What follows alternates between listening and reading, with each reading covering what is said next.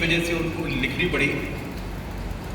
उस संवाद में क्या है, वो ये कहता है मैं क्यों मारूं इनको, ये फूफा है, ये चाचा है, ये ताऊ है, ये मामा है, मैं क्यों मारूं, मैं नहीं मारूंगा, ये तो गलत बात है। कृष्ण उससे क्या कहते हैं? कृष्ण उससे कहते हैं कि तुम क्षत्रिय हो, क्षत्रिय का धर्म है युद्ध करना, और अगर तुम इस युद्ध में जीत जाओगे तो तुम्हें यहां भी स्वर्ग मिलेगा, और तुमने क्षत्रिय धर्म का निर्वाह किया तो ऊपर भी स्वर्ग मिलेगा, और अगर इस युद्ध में तुम मारे गए तो तुम्हें ऊपर स्वर्ग मिलेगा, क्योंकि तुमने क्षत्रिय धर्म का निर्वाह किया। लेकिन अगर तुम क्षत्रिय धर्म का निर्वाह नहीं करोगे, युद्ध नहीं करोगे, तो तुम्हें ये मिलेगा और ऊपर भी नरक मिलेगा। अर्जुन झुंझला के पूछता है कि ये कानून बनाया किसने, ये वर्ण बनाए किसने? उसके बाद कृष्ण जो बात कहते हैं वो बड़ी मार्के की बात है। कृष्ण ये कहते हैं कि मैंने बनाए हैं ये चारों वर्ण, लेकिन अब मैं भी इन्हें बदल नहीं सकता। मतलब ईश्वर को भी पहले तो ईश्वर ने बनाए हैं ये कहलवा दिया, और फिर ईश्वर को भी असहाय कर दिया कि अब मैं भी इनको नहीं बदल सकता, मतलब अब तो चलेगा ही। ऐसे ठप्पे लगवाए गए। कोई एक नौजवान की 15-16 साल के नौजवान की मौत हो जाती है अयोध्या में, राम अभी लौट के आए हैं, अभी राजकाज संभाला है, सारे जितने भी पुरोहित हैं वो सब इकट्ठा होकर जाते हैं राम के पास, और राम से कहते हैं कि कुछ अनिष्ट हो रहा है, गलत हो रहा है। राम कहते हैं बीमार होगा, अच्छे वैद्यों की आवश्यकता है हमारे शासन को। उन्होंने कहा नहीं, वैद्यों की आवश्यकता नहीं है, कुछ धर्म विरुद्ध हो रहा है आपके यहाँ। राम पूछते क्या हो रहा है, तो उनसे कहा जाता है कि कोई शंभुक नाम का एक शूद्र है जो वेदों का पाठ कर रहा है। मार्क्स की जीवनी नहीं पढ़ रहा था, वेद पढ़ रहा था,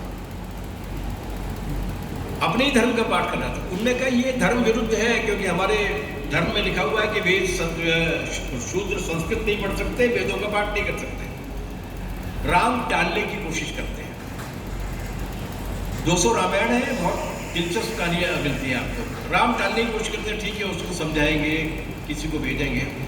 तो जो मुख्य पुरोहित है वो राम से क्या बोलते हैं?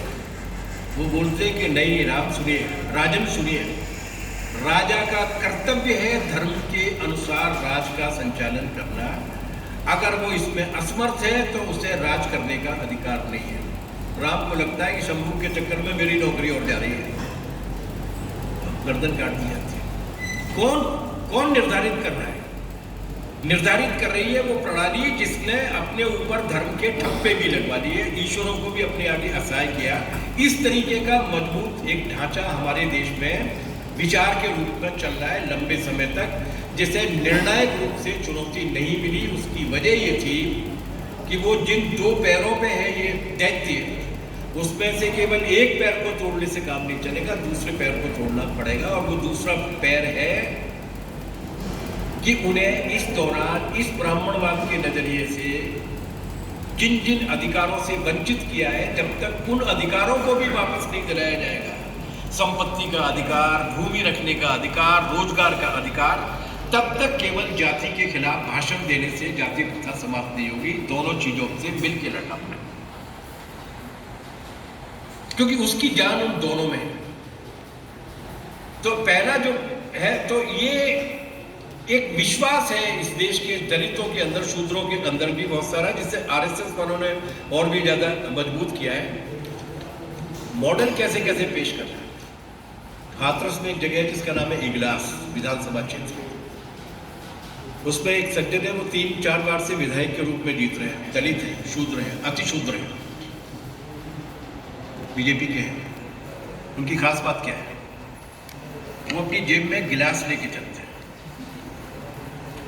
और जहाँ प्यास नहीं लगी होती है वहाँ भी वो पानी मांगते हैं, और पानी या चाय मांगते हैं, और अपनी जेब में से गिलास लेकर उसी में से पीते हैं, उसको धो के दोबारा से रख लेते हैं कि मेरी तो यही औकात है, मैं आप लोगों के बर्तन अपवित्र नहीं करना चाहता। वो इनका विधायक है। मध्य प्रदेश में एक इनके मंत्री हुआ करते थे, अब तो चले गए, निधन हो गया। हमारे दोस्त भी थे, क्योंकि हमारे साथ मीसा की जेल में भी रहे थे वो। उनका नाम था मुंशीलाल खटीक। वो 2-3 बार मंत्री रहे, लेकिन हर बार जब वो चुनाव लड़ते थे तो जहां भी सभा को संबोधित करने के लिए जाते थे, खटिया पे नहीं बैठते थे, नीचे बैठ जाते थे। मैं तो यहीं के लायक हूं महाराज। वो इस तरीके के मॉडल पेश करते हैं, और उन मॉडल्स को प्रोत्साहित करके वो ये संदेश देना चाहते हैं कि यही है रीति जो इस देश में चलती है और उसी रीति पर आपको चलना पड़ेगा। और आजकल मीडिया के जरिए भी इस तरीके के माध्यम से भी उन्होंने जो सामाजिक आचरण वो तय कर रहे हैं वो सामाजिक आचरण